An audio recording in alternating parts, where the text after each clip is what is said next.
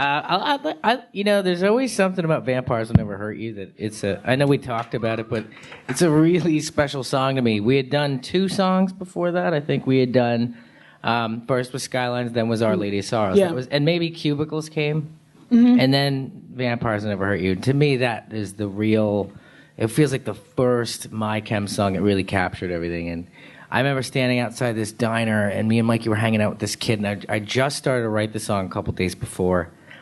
And I remember we were talking about some stuff, and he's like, "What are you working on?" I said, "Well, I'm working on the song." He goes, "What's it called?" I said, "It's called Vampires Will Never Hurt You."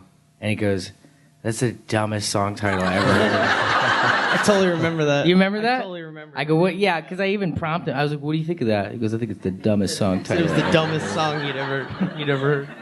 And I was That's like, when we knew we were on the right track. yeah, and I was like, nah, you see, I was like thinking to myself, no, something next level about it. I just think, nah, because it's real long and it doesn't make any sense. And so we went and did that song, and I remember hearing my voice back in the recording and just hearing the whole recording and feeling how terrified at how fucking awesome it was. Like, this is so good. This is so good. And I remember hearing my voice and thinking to myself, I am, I feel like, and I recorded a lot of songs since then.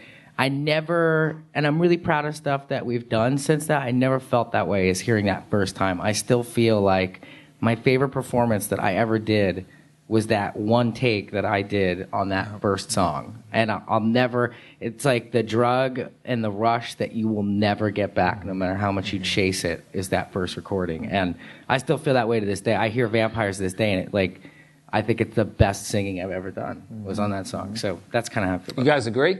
Yeah. Pretty good. Before I turn it over to these guys, because there are a lot of people here who I'm sure want to ask a few questions, and I don't want to run out of time. But did I read correctly where you guys, you booked your tour and then you promptly canceled the tour in Arizona? Is that true? A gig in Arizona in protest? Yes, we did. Talk about that. Was that deliberate that you did it and then canceled? No. Actually, probably. You know what Ray had mentioned though when it happened, or who said I'm actually glad it happened that way because then it brought more attention to it because people had just forgotten about it. Yeah. Real quick, and then I just feel like our fan base that we feel that affected, we feel is like a really big part of My Chemical Romance, from Arizona to South America to Mexico to everywhere is very important to this band, and we've always felt that way, and so that's why it was so important for us. But yeah, I mean, it's one of those things where it's unfortunate because you don't want to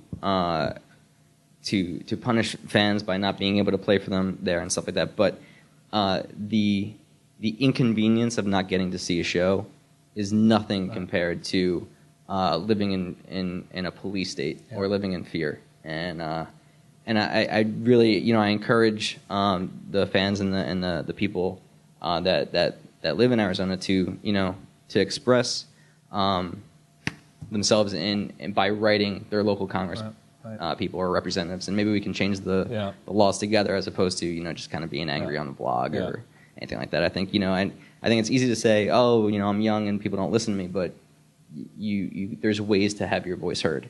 You don't have to be 18 to hold a picket sign. So, yeah. Well, I thought it was a really courageous thing to do, and I applaud you as well. I think it was a really great act, and I agree with you. I think fans understand that. I think they would think even more of you for doing that, quite honestly, despite the inconvenience. Okay, let me turn this a little bit around, and let's go out here. I'll call on you. Raise your hand, stand up, speak loudly so that we can hear you and get you on tape, okay? And ask only one question. You have a nice smile. Go ahead, you go first. Yeah. Okay. This is for Gerard. You had mentioned making a comic book, Killjoys. all right. And are you still going to go along with that and kind of tune it into the album? Or we get to Japan on Saturday, and I start writing when I get to Japan. So it'll be out this year, I hope. So it shares all the same ideas that record is trying to express, but I'm really excited to actually show everybody how different it is from what you maybe saw in the videos. Okay. Yes, right here. What was the first time you guys really felt like My Chemical Romance was like something that you guys were going to get somewhere? Man. That practice. Yeah, the I think first practice, yeah. You know, that first kind of, when we had a lot of components. That's kind of what I mean. I had a gut feeling, you know. I think for me, I think like going on those first tours and ending up in places like the Dakotas or like Minnesota, and like having like 5 kids there that were like, "Well, I love your band. I'm so excited that you guys are here. We've been waiting for like months for you guys for the show." And I was like, "Really? Like, how do you even know how do you know who we are?" So I mean, that was huge. Where are the people from Argentina? Okay, you can ask 2 questions. You came real far. Go ahead. This is for Ray and Frank.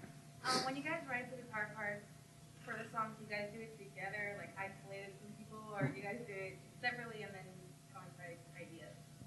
Different for each song, right? Depends on the song. Yeah. There's been a couple of songs where I remember even on Black Parade where we would, because we were all in this big house called the Paramore that was supposedly haunted, but that has nothing to do with it. So we were sitting and we were writing "Disappear," and I remember like, all right, well this is the chorus part, and I remember I was like, I think this part should be here, and I played a melody, and he was like, oh, that's cool. I heard this part, and he played it, and then we actually just took kind the of merged first the half, two, yeah, of like mine and the last half of his, and then that was the part.